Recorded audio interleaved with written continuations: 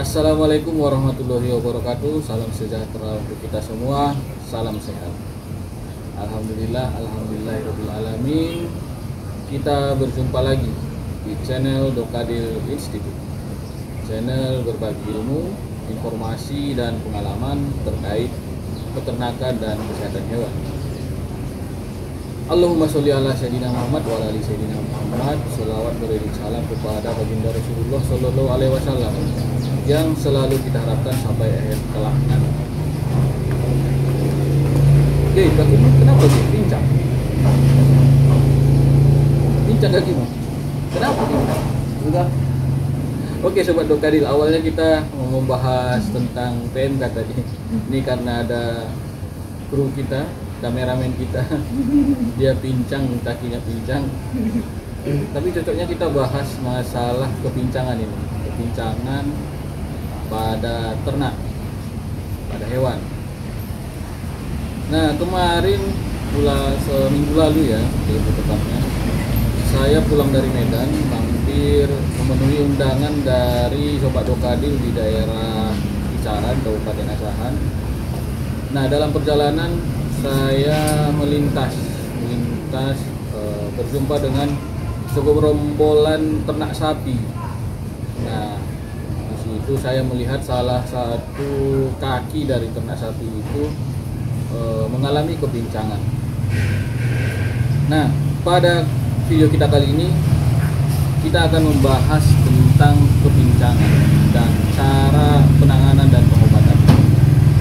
Nah sebelum kita bincang-bincang atau cakap-cakap terkait kepincangan pada hewan ternak ini, saya mohon kembali jangan lupa untuk memastikan bahwa Sobat Dokadil sudah subscribe channel Dokadil Institute, channel berbagi ilmu, informasi dan pengalaman terkait peternakan dan kesehatan hewan.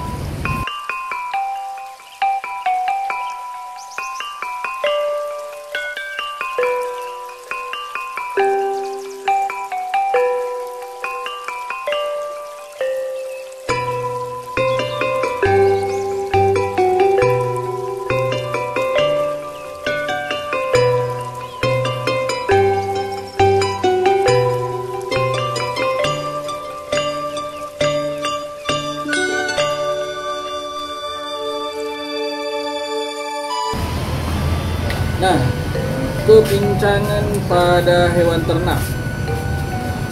Nah, banyak sih yang mungkin Sobat Dokadil bertanya, apa sih penyebab kepincangan ini, apa pengobatannya? Nah, kita bahas satu persatu dulu. Ini yang pertama terkait penyebabnya.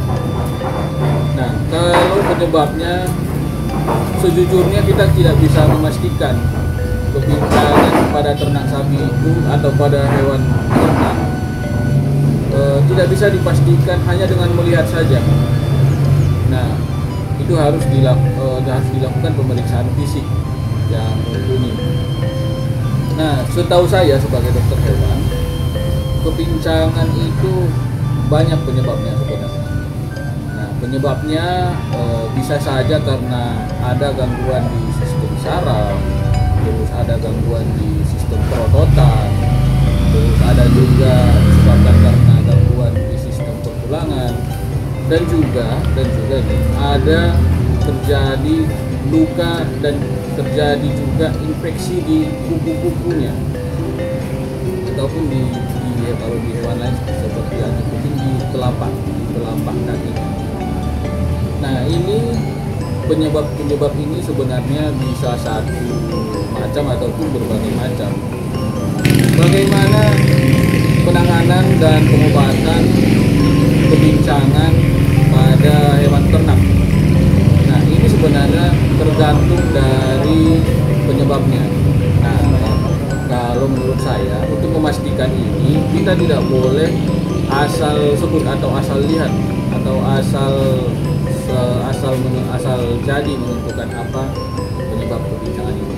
Nah, menurut saya hubungi dokter hewan setempat untuk dilakukan pemeriksaan fisik secara langsung. Nah, ini penanganan dan pengobatan ini harus dilakukan berdasarkan diagnosa dari dokter hewan. Nah, caranya bagaimana agar mendapatkan diagnosa yang tepat? Nah, hubungi dokter hewan untuk melakukan pemeriksaan fisik terhadap hewan ternak yang mengalami kepincangan tersebut. Nah, apa saja tindakan yang dilakukan? Nah, ini sebenarnya cukup banyak. Tindakan ini yang dilakukan ini tergantung dari kondisi pada kepincangan tersebut, sehingga kita harus benar-benar memperhatikan kondisinya dengan seksama. Kita harus benar-benar mendapatkan diagnosa yang tepat. Nah, diagnosa yang tepat dan rekomendasi dari dokter hewan yang sudah memeriksanya tadi, kita akan memperoleh keputusan yang efektif dan efisien bagi Sobat Dokadil sebagai pemilik hewan ternak. Nah, jika hewan ternak tersebut masih memungkinkan sembuh, berikan pengobatan dengan tepat. Nah, bagaimana jika tidak bisa disembuhkan? Nah, ini sebenarnya opsinya tergantung ke Sobat Dokadil semua. Jika hewan ternaknya berjenis kelamin betina dan kepincangannya masih taraf wajar dan masih tidak memberikan efek kesakitan yang terus-menerus dan berkepanjangan, kalau menurut saya betinanya dirawat terus sehingga kita mendapatkan manfaat dari fungsi reproduktifnya. Maksudnya di sini adalah kita gunakan betina ini untuk bereproduksi ataupun menghasilkan anak tangki. Nah, jika tidak bisa diobati dan disembuhkan dan kepincangan ini malah memberikan rasa sakit yang terus-menerus dan berkepanjangan ke hewan ternaknya, boleh dipilih dengan cara menyembelih hewan ternak tersebut untuk dijadikan sebagai ternak pedaging dan dagingnya dikonsumsi. Nah, dengan catatan ini saya ingatkan kepada Sobat Dokadil, perhatikan masa atau waktu henti obat atau withdrawal time agar orang yang mengkonsumsinya terhindar dari residu obat. Maksudnya di sini withdrawal time adalah withdrawal time obat yang terakhir diberikan agar hewan ternaknya terhindar ataupun tercegah dari kepincangan. Nah, kalau menurut saya simpel sebenarnya, lakukan perawatan hewan ternak dengan baik. Ya, terapkan manajemen kesehatan hewan, berikan vitamin, obat-obatan sesuai dengan dosisnya dan sesuai dengan penggunaannya. Kemudian saran saya yang terakhir adalah jagalah sanitasi kandang. Jaga agar kandang tetap bersih dan tidak licin, sehingga ini akan meminimalisir terjadinya luka dan infeksi pada kaki-kaki hewan ternak. Gimana Sobat Dokadil?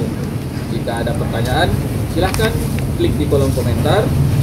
Jika Sobat Dokadil suka video ini, silahkan tekan tombol like. Nah, bagi Sobat Dokadil yang baru menonton dan belum subscribe channel Dokadil ini, mohon dukungannya dengan cara memastikan bahwa Sobat Dokadil sudah subscribe channel Dokadil Institute. Channel berbagi ilmu, informasi dan pengalaman terkait peternakan dan kesehatan hewan. Dengan subscribe dan dukungan Anda, ini akan menjadi motivasi tersendiri bagi kami untuk mengembangkan channel ini agar lebih baik lagi dan memberikan manfaat yang seluas-luasnya kepada masyarakat Indonesia.